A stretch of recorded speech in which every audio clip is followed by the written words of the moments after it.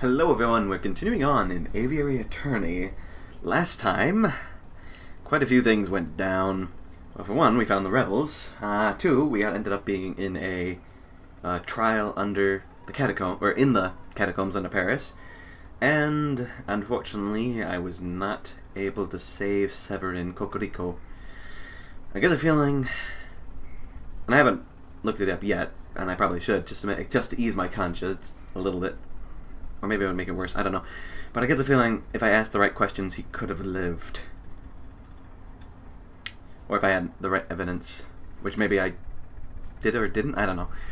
It just makes me sad that I had to lose one of my rivals that was actually a good person. Or good attorney.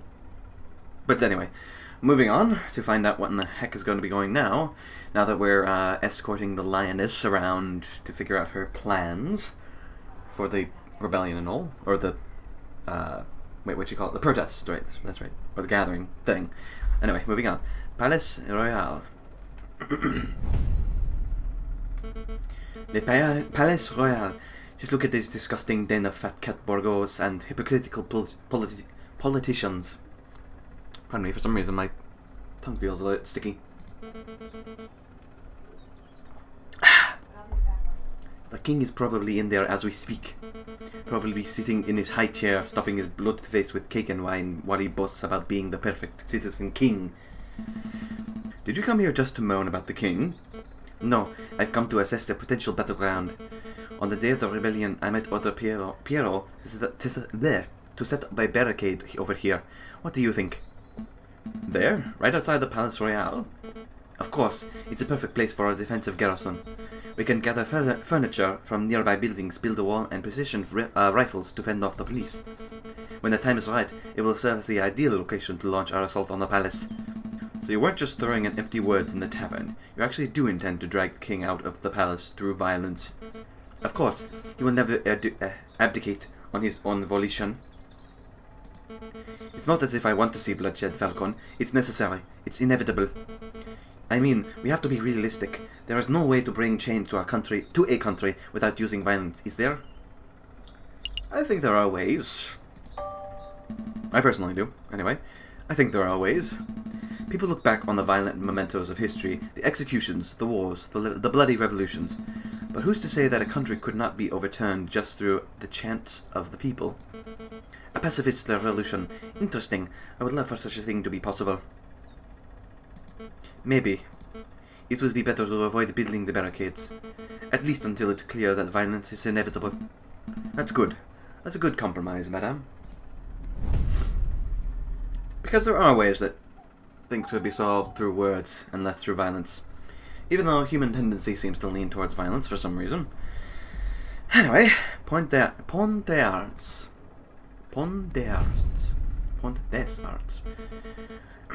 I don't know why I have such a problem pronouncing French words. Like, I know Spanish decently, and I could do Italian, so it's weird that I can't do French, which is also a romantic language, which is kind of similar. But anyway, this is it, Falcon. This is the day we make our stand. Everything is coming together. As we speak, Fontaine is gathering the protesters at the Palais de la Concorde. Piero is making preparations to build an arm a barricade near the Palais Royal, just as a precaution, you understand.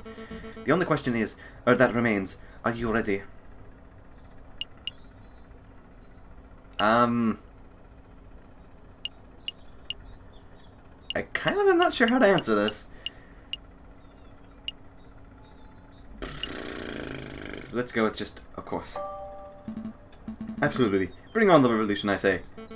That's the spirit. Come on, let's see how the protest is going. Falcon and Beaumont arrive at the Palais de la Concorde. They are stick with the chants, shouts, and cheers of hundreds of protesters. We actually have human heads in the background. Oh my god!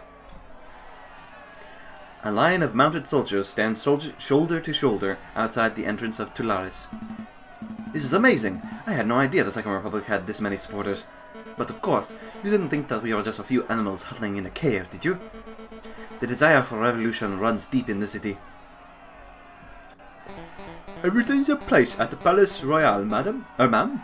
Just say the word and we'll set up the biggest barricade you've ever seen. Then we can all storm the building and drag the cocky king out of his chair. There's been a change of plans. We're still going to protest, but we're going to do it peacefully. No firing from behind the barricades, no violence, no capturing the king or prime ministers. Madam, are you feeling alright? Quite alright, thank you. But what of your desire for the better of France? You cannot achieve that without bloodshed. We can certainly try. Falcon convinced me. Falcon? Pacifism seems like the Christian approach. Wouldn't you say, Friar? I see.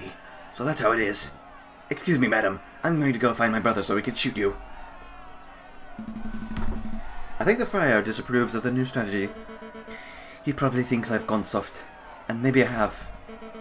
But I'm not deviating from this path, even if each and every rebel leaves my side. Don't worry, Mum, you're not alone. We're not here for the violence, Mum. As long as you strive for the better of France, we'll always stand by you. You stupid bullet wound. The damn thing's opened up again. What's in the news, brother? Is everything in place? We have a problem. Mademoiselle refuses to use violence. She's turned timid. Turned timid? How? It appears that lawyer, Falcon, is something of a lion tamer. J.J. Falcon, that bird is proving to be more troublesome than the rooster, I swear. Brother, listen. If there's no violence, then there will be no power gap. One leader will just peacefully replace another. We need chaos for our plan to work. I guess we'll have to follow through with our contingency strategy. I'll find the victim. You find the suspect. Don't push yourself, brother. You're still injured. I hope he pushes himself and bleeds to death. Look at those scum. Look at those scum. Foul vermin. The lot of them. Mark my words, Sparrow-son. Every one of these petulant dissenters will take the first opportunity to turn aggressive. They lust for violence. They don't look too violent for me. Trust me, this is just how the crowd looked before the July Revolution. It only takes one crazed individual, and the entire crowd will explode into a frenzy. Which is actually true for the most part. Hey, it's you! Friar, it's good to see you... again. No time for pleasantries, Inspector. You're needed urgently on the Palace de Concord. Me? Why not ask one of the officers on active guard duty? There's no time to explain. Any minute now. Ah, do you hear the gunshot? It's already begun. Come on, Inspector. We must make haste. I assume his brother made the gunshot. Inspector, I really don't think you should be trusting this friar. He's two-faced wolf. Friar Ramus has provided me with reliable information in the past. I trust his judgment. But Inspector, this isn't up for discussion, Sparrow-son. I have a duty to uphold. Stay put. I'll be back in no time at all. But... what should I do now? Follow him, of course. A gunshot? It was nearby, too. So the friar was right. Violence really is inevitable. We haven't reached the stage yet, madam. I can't afford to take chances. Not now. Pierrot, march toward the Palais Royal and construct the barricade. Yes, ma'am. Fontaine, Falcon, we're going to find the source of this disturbance. It came from here, Inspector. Hurry, hurry. I'm moving as fast as I can. These old legs will... What? Mon Dieu, a body. This woman must have been the target of the gunshot we just heard, but I don't see the shooter. I think the gunshot came from over here. Inspector? Falcon? Well, I should have known that the Viridian killer would have had a part in this. Inspector, I'm not... What do we have here? A filthy cop and a dead girl. Madame, thank goodness you're here. I saw the whole thing. This poor innocent mademoiselle was approaching the police line with her hands in the air, when all of a sudden this brute of a police inspector yelled, "Get back, you filthy rebel!" He drew his gun and shot the bird point blank through the heart. What is this nonsense? What are you prattling on about, Friar? Thank you for your input, Ramus. It hardly surprises me that a member of the police would be the one to cast the first stone. I think we're all being a little rash. Let's just take a breath and examine the situation, and... Wait a moment. You wear an eye patch. You only have one eye, Inspector.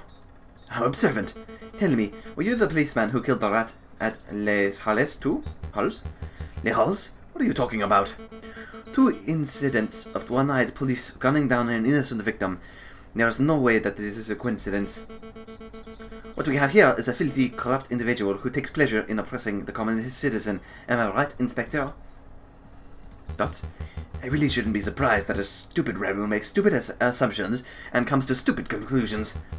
But open your damned eyes, mademoiselle. I'm not the assailant here.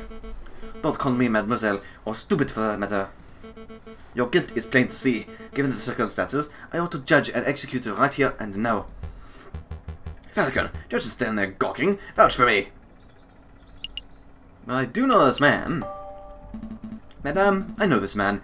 His name is Inspector Valerti. He is ruthless, law-abiding, so much so that I can't envision him shooting a man without just cause. Oh, shut up, Falcon. I'm done with your idealism. I listened to you. I took your words to heart. Avoiding violence. But now a girl is dead. Well, I'm done taking chances. Remus, help me escort the individual to Pierre's barricade. I'll decide his fate there. With pleasure, madam. Come along, Inspector. Fontaine, Falcon, deal with the corpse. Meet us at the barricade when you're done. There's no way that this is the work of the police.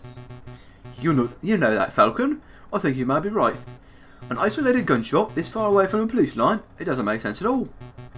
But that's rebellions for you. They're messy affairs. Sometimes innocents get caught in the crossfire, and there's no reason for it. Well, there's no use dawdling. Help me get the corpse off the street. Not yet. I'm going to examine the body first. Examine the body? We agree that this wasn't in line with the work of the Inspector Valerti, right? Then there might be some clues on the corpse that point towards what happened. An impromptu coroner's examination, eh? Fine. You have 2 minutes. After that, we'll head into the barricade, whether you're done here or not.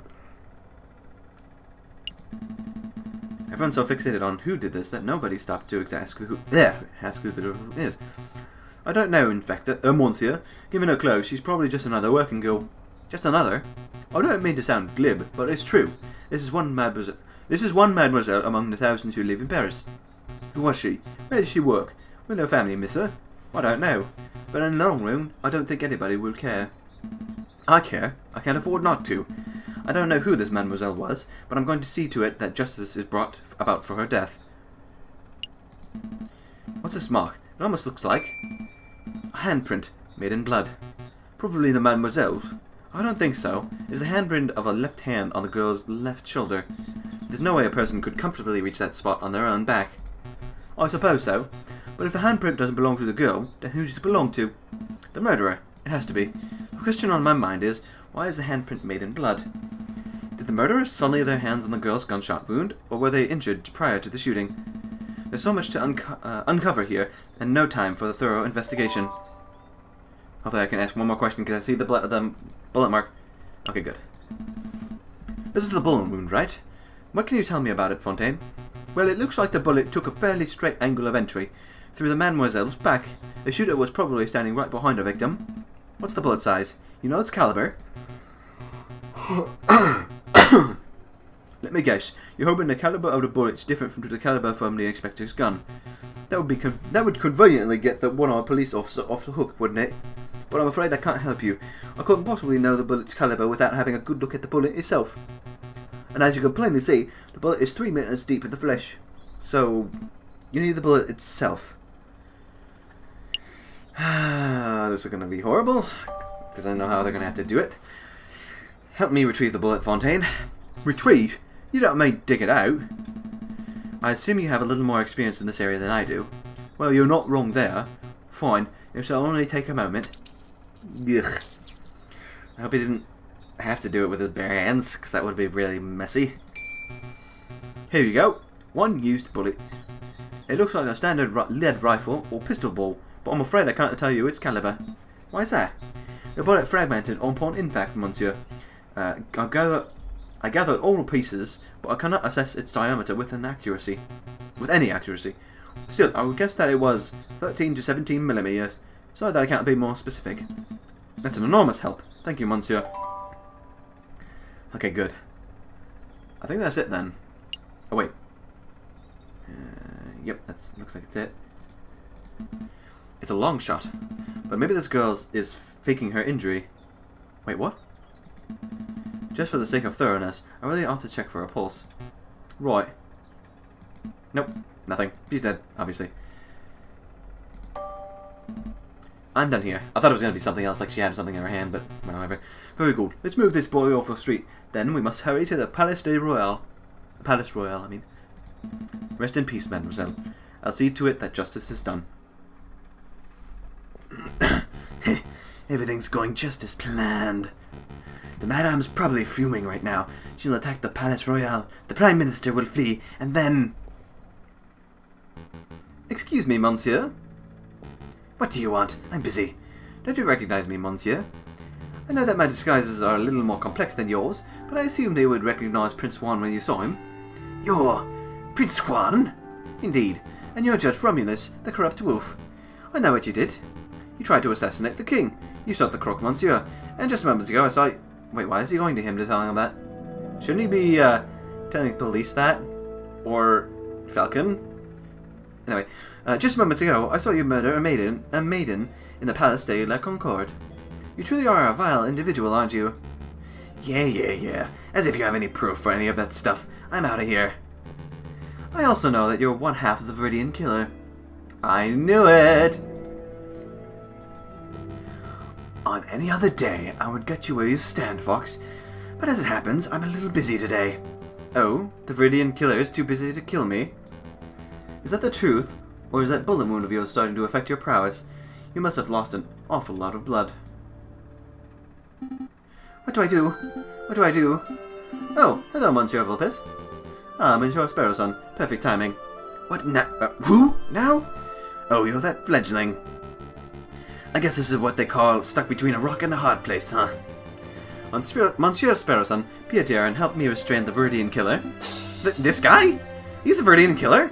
He looks more like Judge Romulus to me. Well, you would be right on about that, too. Wow, so he's two scumbags in one. Alright then. Ow! Ow! Mine the wound. Quit your whining, Your Honor. Very nice takedown, Monsieur Sparrowson. You may want to check his pockets for weapons. He is something of a notorious killer, after all. Of course. Let's see what we got here. Yeah. Aha! Here we are. A pistol. Probably the one used to kill the maiden, I suspect. What else can you find, Monsieur Sparrowson? Ah! This is an eye patch? Weird. What would this wolf want with an eye patch? Oh no. This is bad. This is very bad indeed. I don't get it. What's wrong with this eye patch? There's no time to explain, Mousy. Mousy! What is it, Monsieur Vulpes? What is it? Take this eye patch to J.J. Falcon. If my fears are correct, he'll be somewhere around Palace Royal. I don't know why I keep adding day. Right now. Tell him that this belongs to Remus's brother. Hurry now. Right away, Monsieur Vulpes. Right away! I must go too. I need to find the other half of the Viridian Killer pair before something terrible happens. Wait, Monsieur Vulpes. What am I supposed to do with this guy? You have his gun, don't you? March that wolf to the nearest police station and collect your reward for capturing Judge Romulus. Which actually wouldn't be a bad idea. What a strange day. I like how the kids are just on this tree in the middle of a revolution. Anyway, outside the Palais Royal, the rebels have constructed a makeshift barricade out of furniture, branches, rocks, and anything else they can find. And suddenly the first thing that comes to mind is, can you hear the people singing the song of angry men, and so on and so forth. Of course I can't remember the whole song, but still. From behind the wall, the rebels taunt the police and royal guards with chants. I'm growing impatient, pig. Confess your crimes. I have nothing to confess, you filthy rebel. You and all your rebel friends, however, should confess to 1,000 counts of treason and public disorder. I will see each and every one of you hanged for your flagrant disregard of the law. Your stubborn attitude is disgusting. A few days ago, you were seen at Les Halles. Witnesses saw you murder a beggar in cold blood. Today, a friar has testified to seeing you murder a girl, again, completely unprovoked. I don't know why you continue to plead your innocence. But it doesn't matter. I don't need a confession to know that you're a killer. Madame Beaumont, stop! The inspector didn't shoot the mademoiselle. Keep your beak closed, Falcon. I'm done listening to your suggestions. This policeman is as guilty as every other monster in our decrepit justice system. It is my duty to execute him. Madam, Falcon has uncovered some pretty convincing evidence. I would recommend that you hear him out. Water. Please, just give me 5 minutes. 5 minutes, and I can convince you of this inspector's innocence. 5 minutes is precious time in a time like this. Precious in a time like this. I can't afford it. What if you're wrong? Are you willing to see another man dead? Another dead innocent? Thank you, madam. At least she takes the innocence thing seriously. But anyway. Having my life saved by the virgin killer? How humiliating. Quite to pick, your life is mine until I say otherwise. Okay, so first of all, let's recap on what Friar Remus had to say. Wait, where is that friar? He's a key witness to the crime. He scampered as soon as he dropped the inspector off. Said he had some business to attend to. Business? Man, oh man, those barricades are looking pretty scary. But I mustn't fear, for I'm a brave duck. Quack.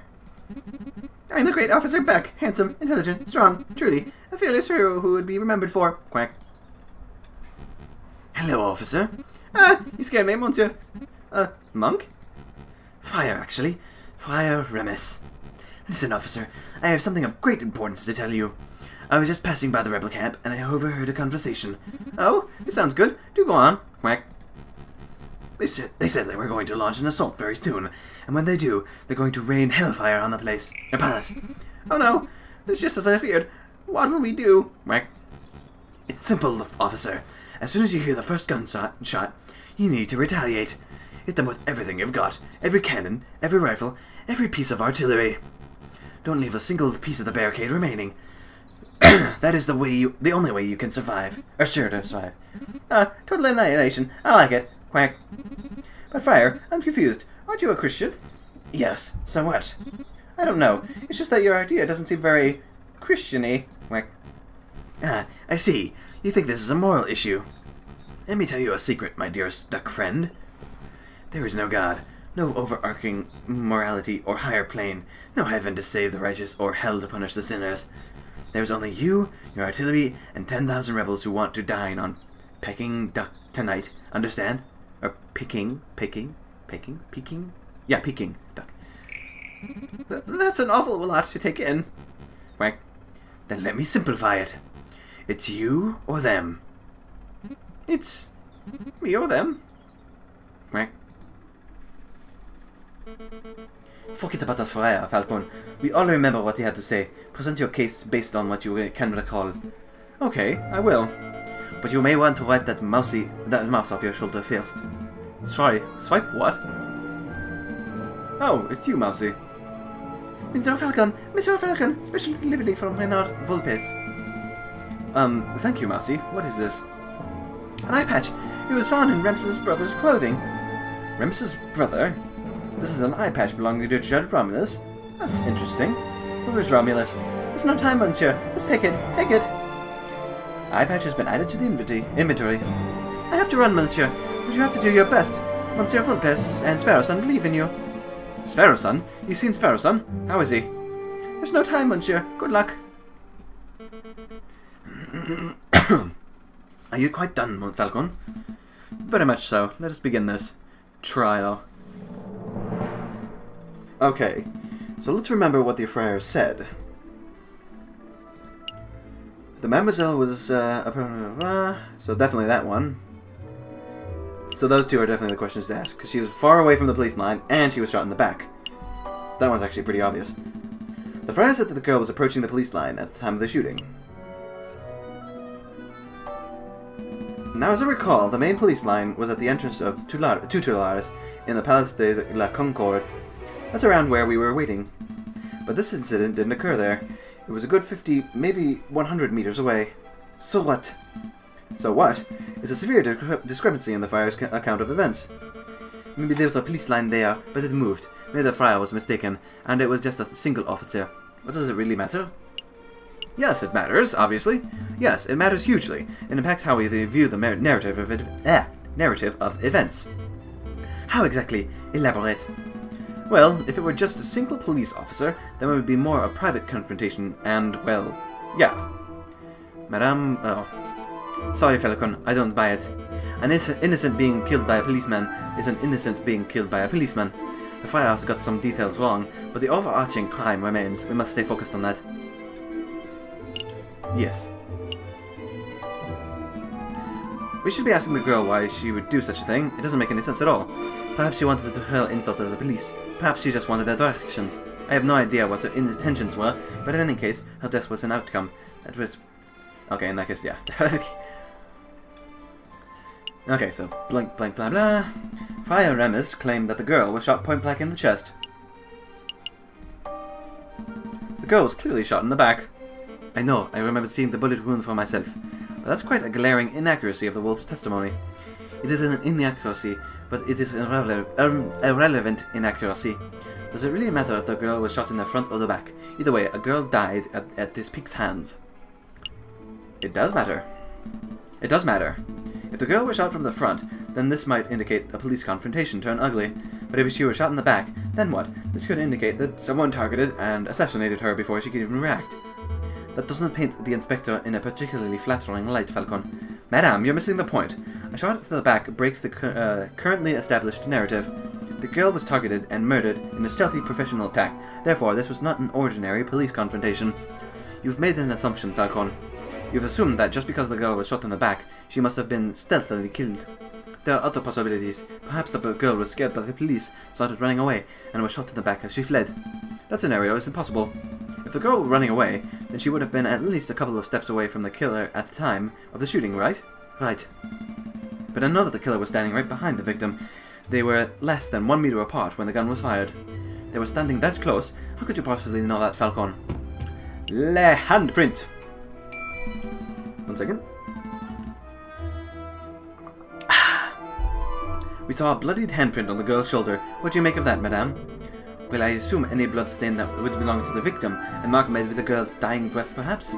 No, it was the print of the left hand on the girl's left shoulder, near her upper back. The angle of the and positioning of the print indicates that it could only have been caused by another person. That's why I'm so certain the killer was right behind the girl at the time of the attack. I see, that is quite the theory. But Falcon, you left an important question unanswered. Why was the handprint bloody? The print was made with the victim's blood, yes, so it can't possibly have been made prior to the shooting. The killer must have wiped his hand on the girl's clothes after she had already died. And if that's the case, then my suggested scenario is still possible. The girl may blah blah blah blah. No, that's... I'm still trying to work out the details, but I know that the print was made prior to the shooting. Maybe the shooter was injured, and his hand was already covered in blood. Tisk, you talked big about breaking the established narrative, and now you present me with baseless trivia.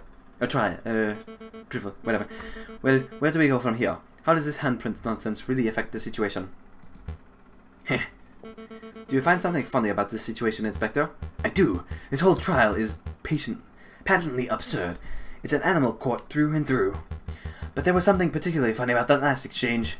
You were both so focused on when and how the handprint was made that you missed the larger issue. I don't have a left hand, you idiots! I couldn't have possibly left that mark. Right, because I got blown off. Oh, right. Of course.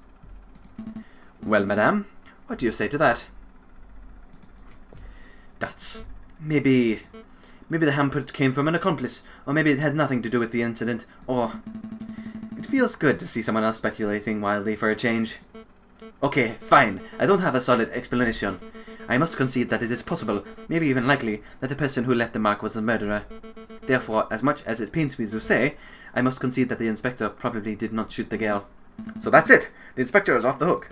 No, there is still a matter of the incident at Les Halles.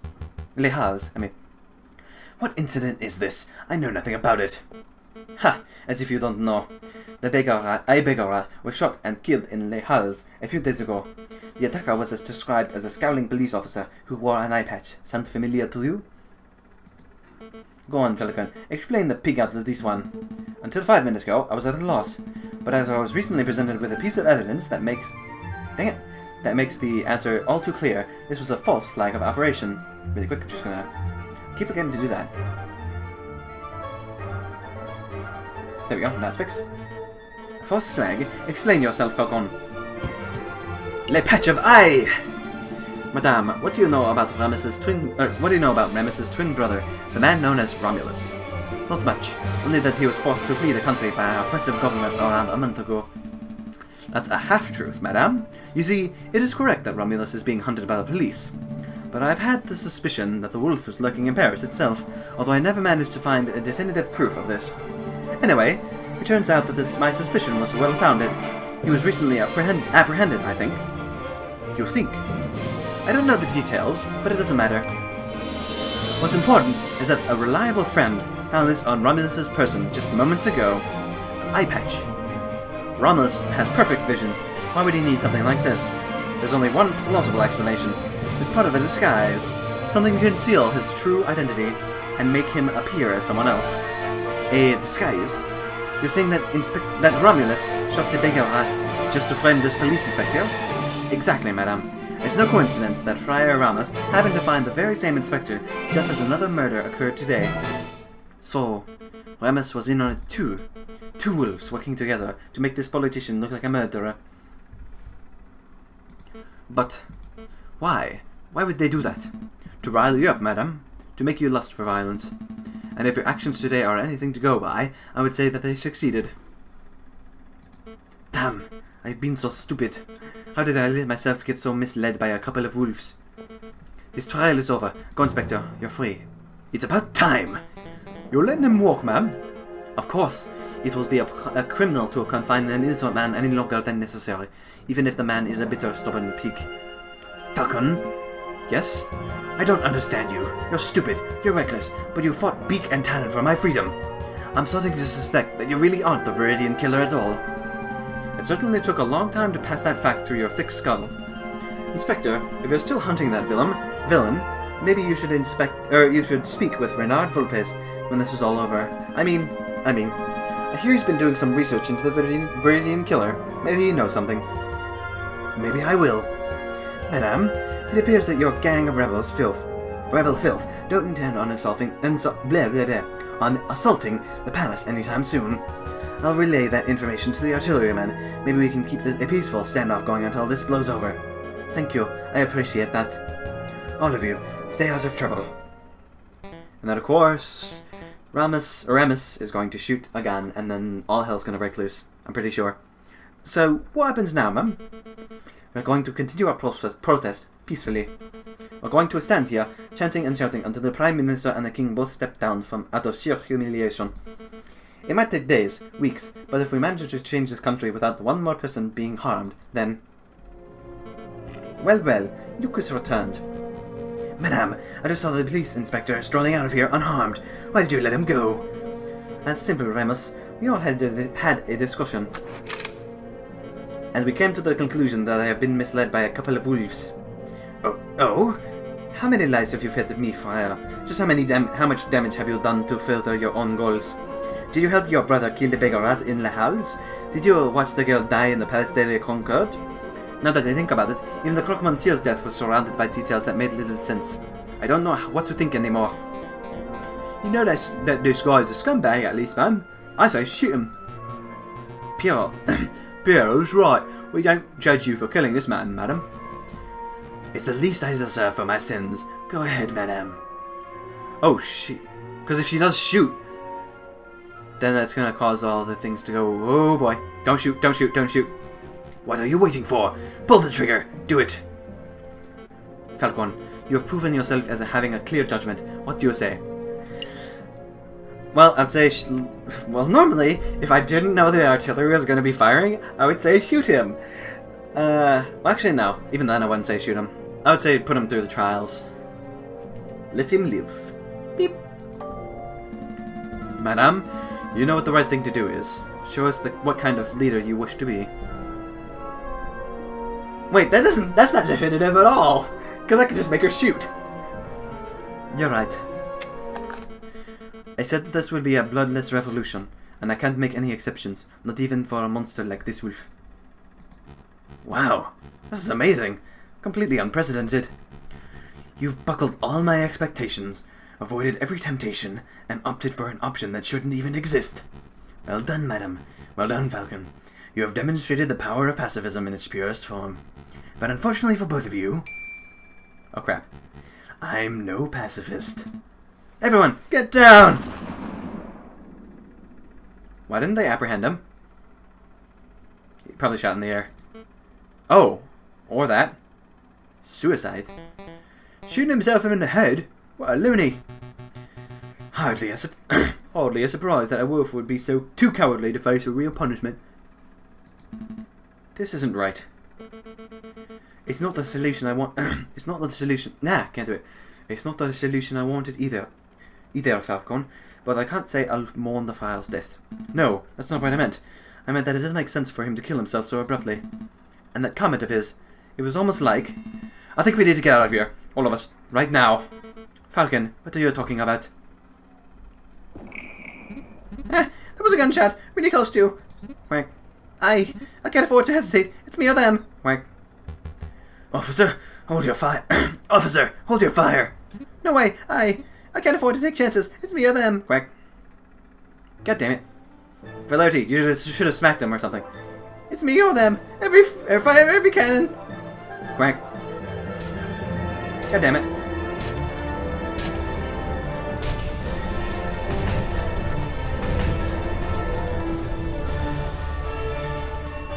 Damn you, Remus. Remus, I mean.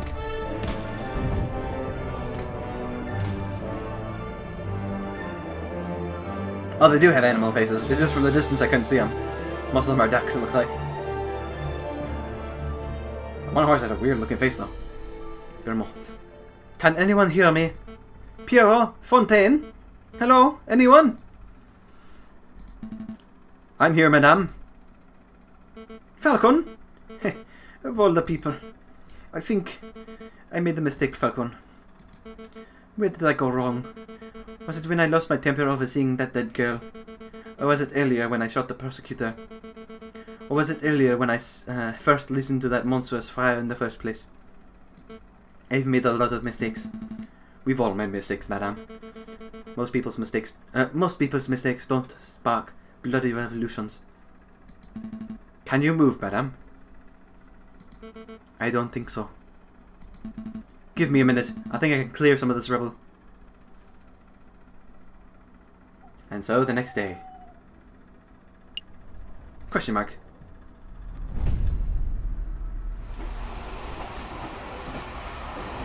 Oh, I probably should have actually ended the episode there because I just noticed my time. Yeah, I think I'll actually end it here because I want to continue this in the next episode. I should have cut it off right when we were at the map. But anyway, so yeah, that was definitely an interesting turn of, well, not a turn of events. I mean, most of it we kind of expected. We knew that the brothers were like setting all this up, and we knew it definitely wasn't Valerty, and we knew that he was going to try to frame us for being the well, not frame us, but suspect us of being the Viridian killer. But fortunately, we were actually able to save his life this time. And now we have to find the other brother who ran away. And I'll be honest, I am surprised that Remus decided to kill himself. I thought he would have at least just shot in the air and then maybe tried to get away or something. But, yeah. So I hope you guys liked this episode. Leave a comment if you liked anything or if you have any suggestions for the future. Subscribe if you want to see any episodes from the past, present, and soon-to-be future. And until next time, I hope you guys make it a great day, and I'll be seeing you guys later.